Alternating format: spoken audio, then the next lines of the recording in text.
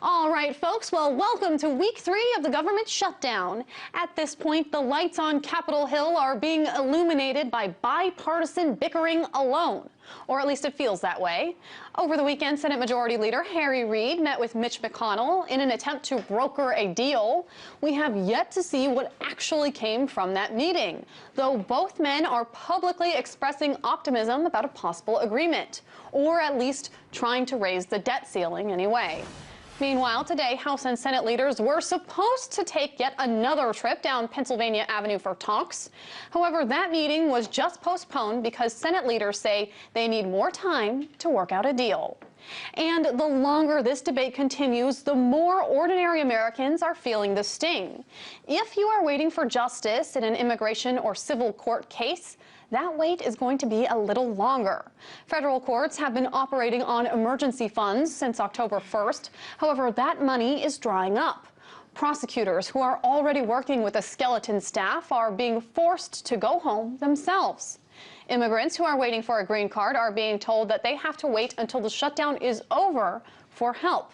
But again, who knows when that shutdown will end? Here to talk more about this is RT's Erin and Bob English. Hi, you two. Thank you so much for joining us. Thank you. So we've heard about the political chaos here, the political games that are being played, but let's talk about some of the economic havoc that's actually happening as a result of this shutdown and impending debt crisis. What is happening in terms of the financial world? I mean, do you want to take this? Sure, I'll take this one. Okay. It's Columbus Day. The bond markets are closed, but let me tell you what was happening late last week in the bond markets.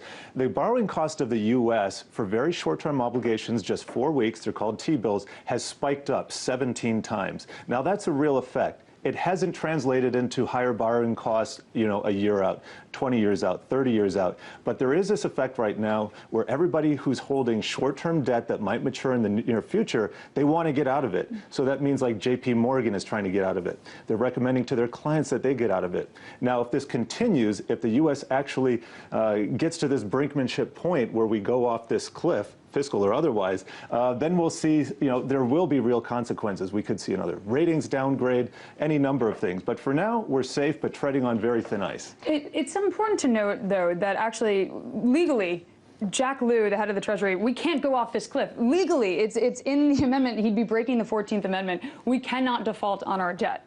So if we do that, it's one thing to have the T-bills, the short-term T-bills, their yield is going up in terms of interest rates, but nothing tangible, truly tangible has happened yet, and it can't happen according to law.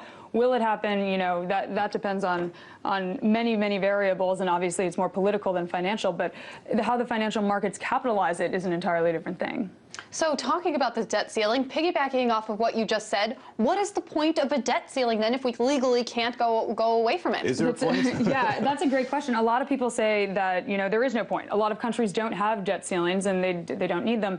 I mean, you can go 1,000 different ways with this, and it's more economic theory, which I will obviously toss over to Bob right here to run with in terms of economic theory. I'm not a fan of anything that gives Congress the ability to hold the entire country hostage and the markets, the global markets along with it, several times per year. This is a badly conceived Band-Aid to a bigger structural problem.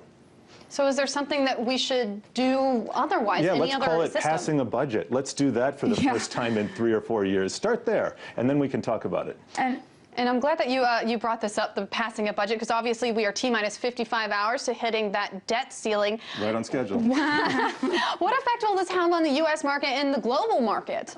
I mean, well, yeah, okay, the short term, not much. Right, the short term, not much, but global markets are all interconnected now. So if we see any kind of technical default in the market, and technical is just what it seems, it's not that major, we're not going to have global repercussions. But at the same time, everybody's probably questioning the viability of the U.S. long term if we have something that lasts a few days to a few weeks, which is a more structural default. And something else to add. Did you have something to add, Perry? Short term is not the big deal. It's the long-term stuff that's scary. And if we do default, like you said, like what could be the implications there? And one of our producers, Justine Underhill, had a hysterical line, and while she said it in jest, there is some truth to it. She's like, we could be buying ammunition with Bitcoin. It could be that bad if, you know, so much of the global market is tied to U.S. dollars. If U.S. dollars are no longer credible and our rating is downgraded, like Bob said, the world could be in bigger trouble than we'd like to admit, or like to talk about right now. Something else, Erin, to bring up, obviously, in all of these talks is that every single time it seems that we come to a fiscal cliff or to a budget or to the debt ceiling, we get to that moment, that tipping point moment, and then someone somewhere in some agency somehow finds some funds to keep us going. Bob, is that likely to happen in this case? Look, on October 17th, the government still has $30 billion to spend. Now, they have several payments to make. They don't run into real trouble until November 1st, and that's when they have about $58 billion in outlays. And they have to also pay interest on debt. So these are big issues. Now, the Treasury is also taking in money in the meantime in the form of taxes. Now, they're not legally allowed to ration this out or prorate it and make these payments according to the way some people interpret the law, but I think that actually will be done just to avoid a default, which would be catastrophic. And like you said, strategies. There are some funny strategies being floated around. My personal favorite, the $1 trillion coin. I am not joking. That is literally a strategy in a way to avoid, you know, default, hitting the debt, like minting a $1 trillion coin. That's certainly something I would love to get my hands on myself to pay off some of my student loans and whatnot. But this week is a very important, very special week here at RT. We are happy to announce that you two are starting a show, Boom Bust. Yes. And that you guys are hitting the waves this Wednesday. Bob, tell me a little more about it. We have a show called Boom Bust. It's a continuation of our previous ventures. We're going to explore all things financial. We dig beyond the mainstream headlines. We talk what's important to the viewer. And we have a number of exciting guests coming up on our initial lineup. We have the Deputy Prime Minister of Greece, David Stockman, former Director of Budget under Ronald Reagan. And we're going to talk about a brand new scandal. You might have heard of LIBOR. This thing could be bigger. And that's all coming up this Wednesday.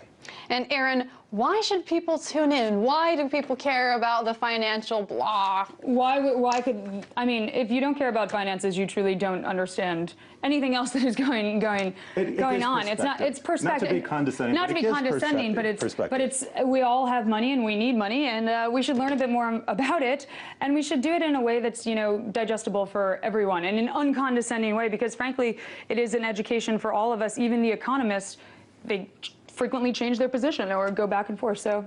And we have you two to break down the layman's terms of the tough and complex financial world. That was host of Boom Bust, Erin, and producer of Boom Bust, Bob English, whose new show premieres this Wednesday at 4:30 p.m. Eastern Time, right here on RT.